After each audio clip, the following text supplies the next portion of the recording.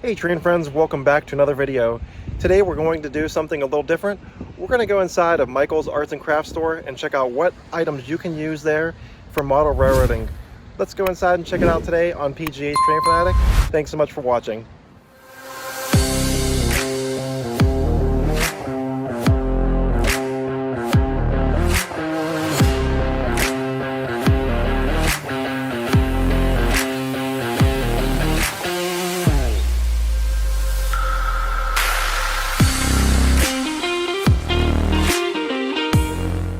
Alright, walking into Michael's, we're going to go check it out.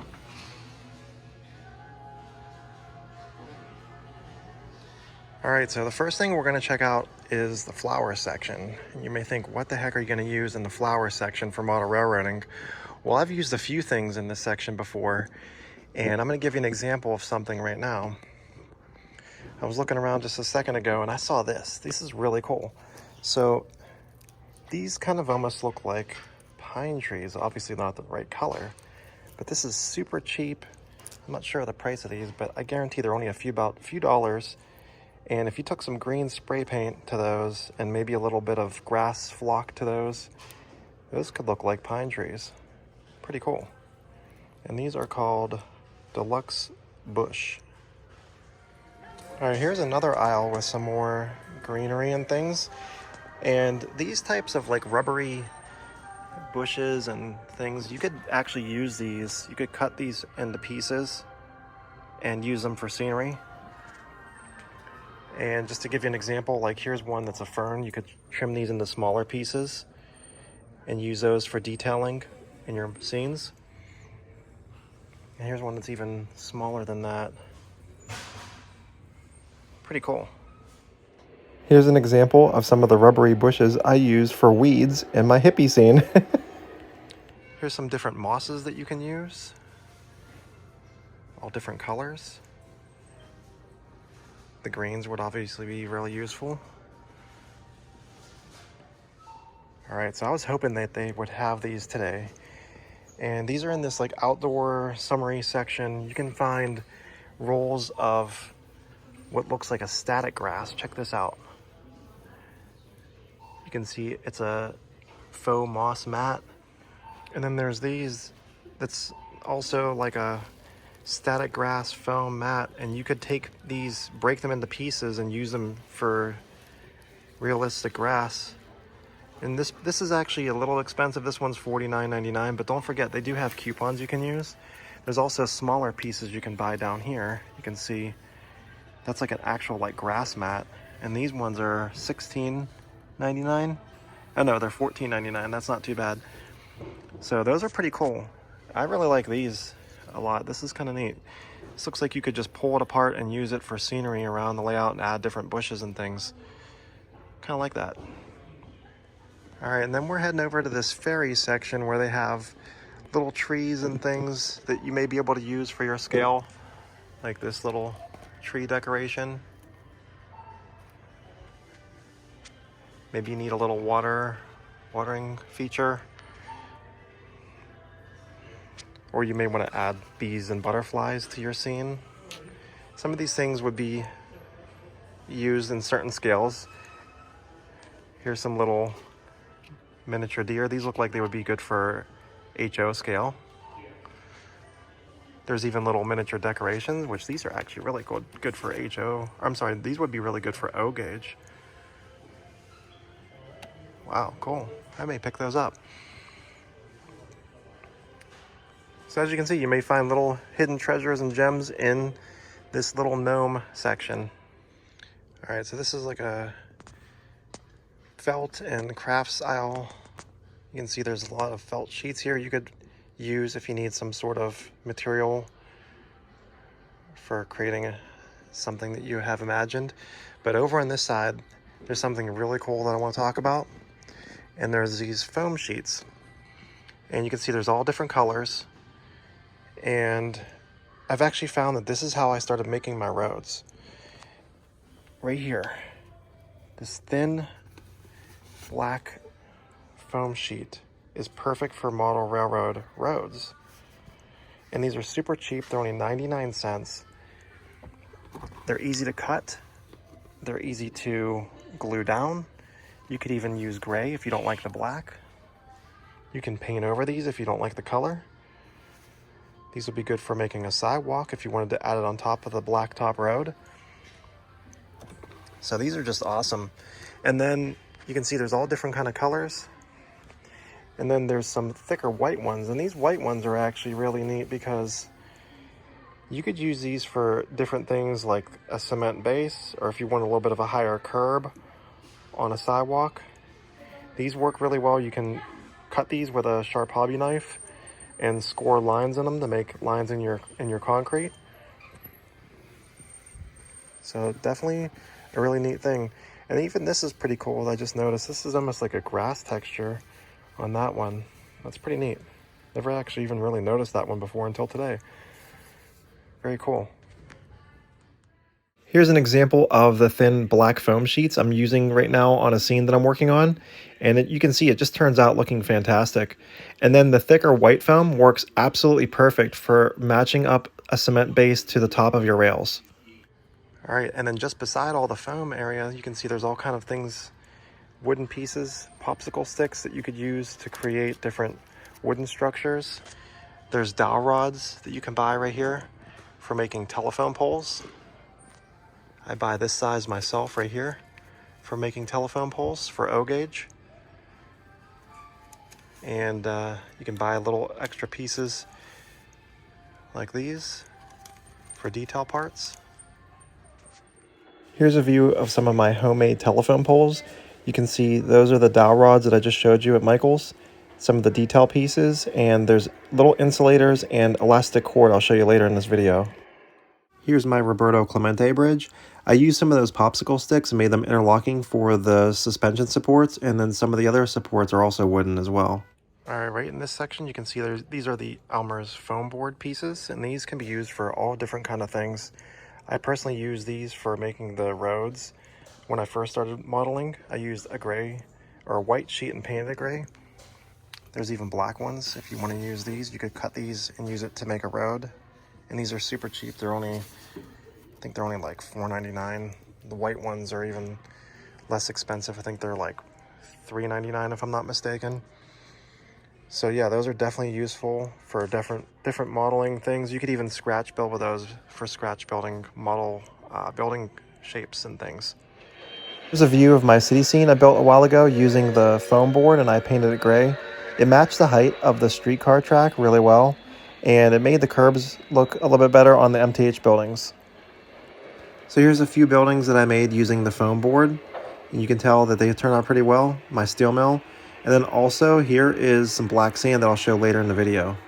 I'm glad I didn't miss this. These are rolls of cork that they sell at Michael's, and you can see here's the price for a couple of these different sizes, and you could use these for laying track or whatever you may think of, but cork is always comes in handy in model railroading, and I've used this myself. This is a little bit thinner, so yeah, good place to pick up some cheap cork if you're looking for that. Here's all kind of hobby knives that you may need. And then moving up here, I noticed something that was kind of neat.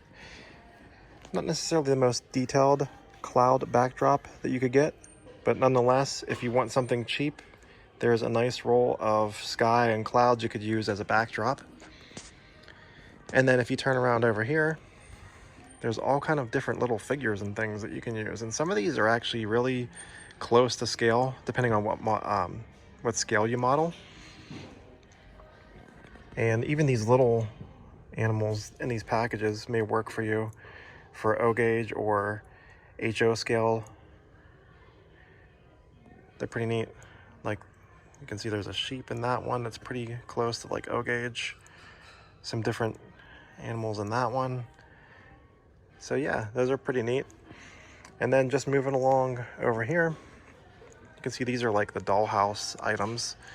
Those are probably more scaled appropriately for, I would say, G scale. Down below, there's even little like plants and pots. Those are pretty cool.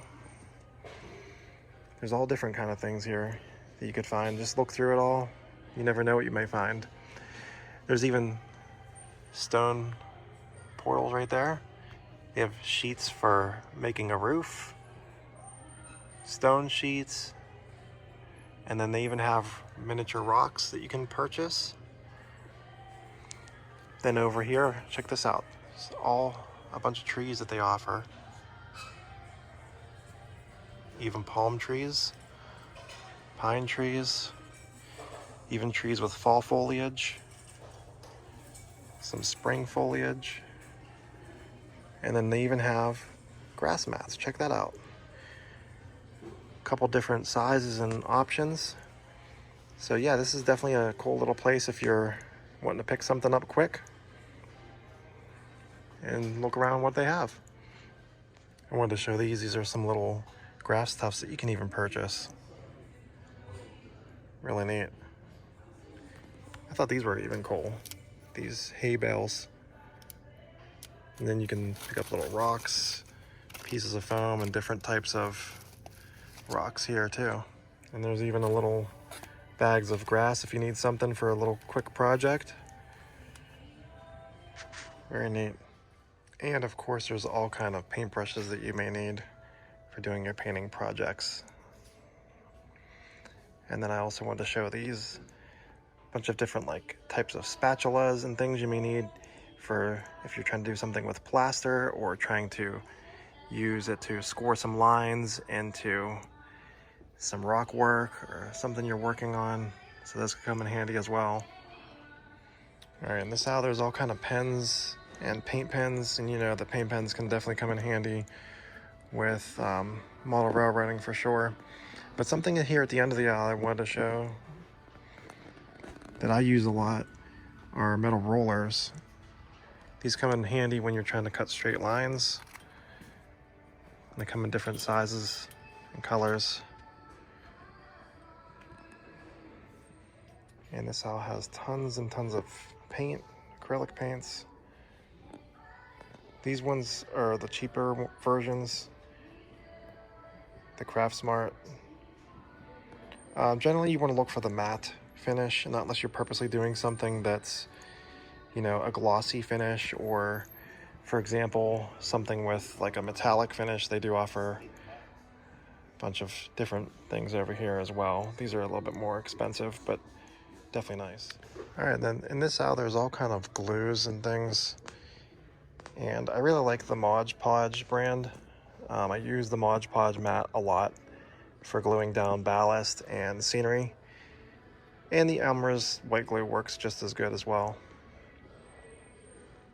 And speaking of gluing down scenery, here in the Bath and Beauty section, you can see there's little miniature spray bottles that you can use for mixing up glue to spray and apply on your scenery.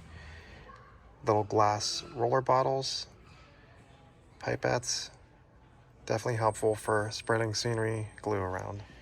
All right, so here's something I'm glad I thought of showing you guys. This is a baseball bat case, and you can see it's $59.99. You can use coupons to purchase this, but the cool idea about this is this has a hinged lid on it, and you could probably put like an O gauge train engine and caboose set in there and display it if you're looking for a display case. Pretty cool. This thing is 39.2 inches long, so you could fit a pretty decent sized engine in there for sure, even a big boy. Here are some string LED lights. These will work good for something that you're trying to build where you don't want to wire it in, because these are battery operated. So just keep that in mind if you're thinking of powering something up and having lights in something that you don't want to wire to the transformer.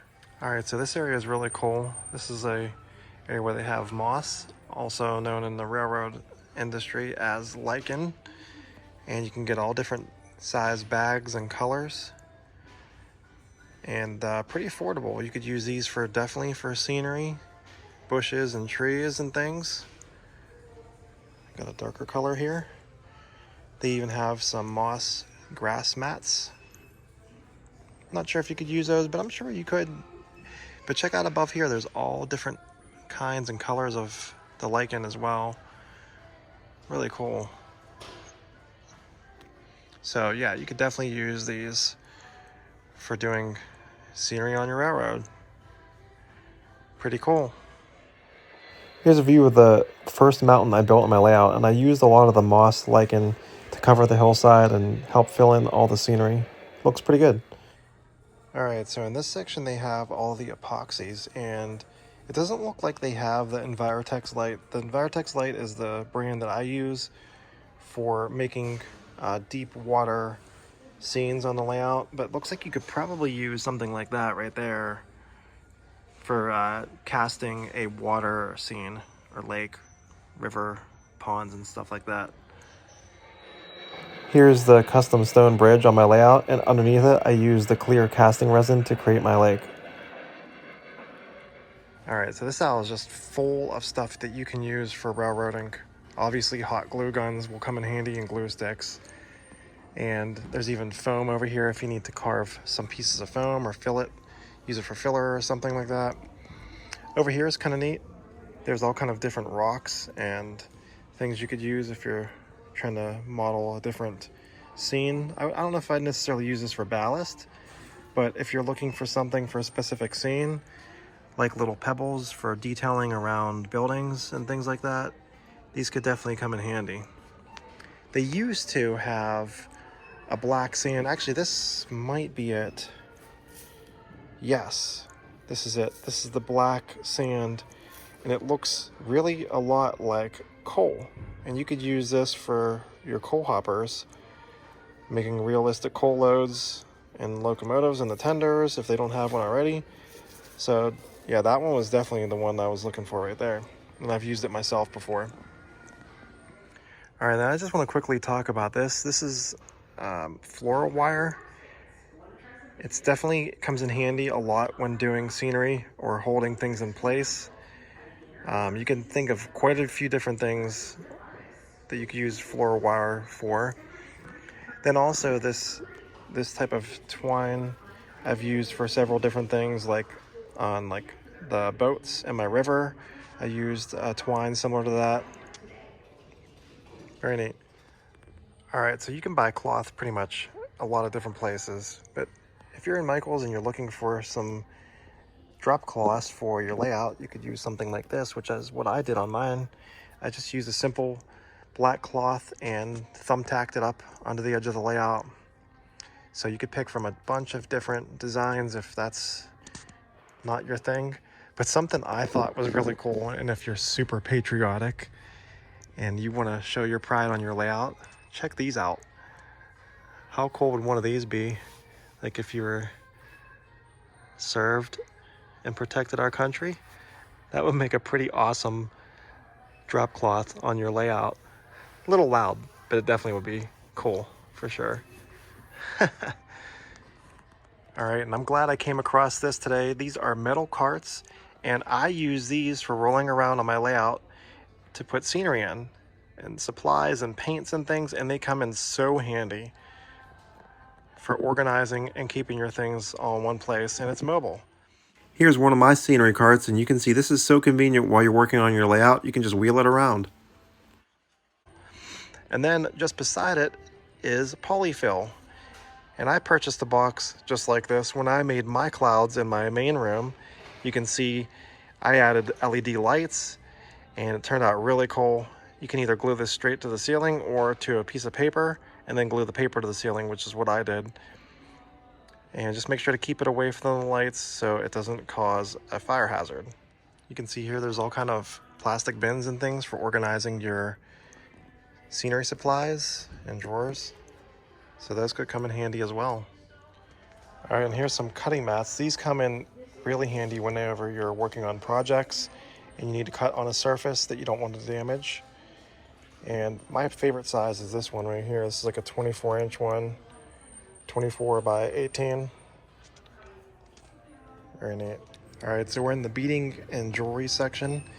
And earlier we talked about making the telephone poles, my scratch-built telephone poles, and this is something similar to what I use for the insulators.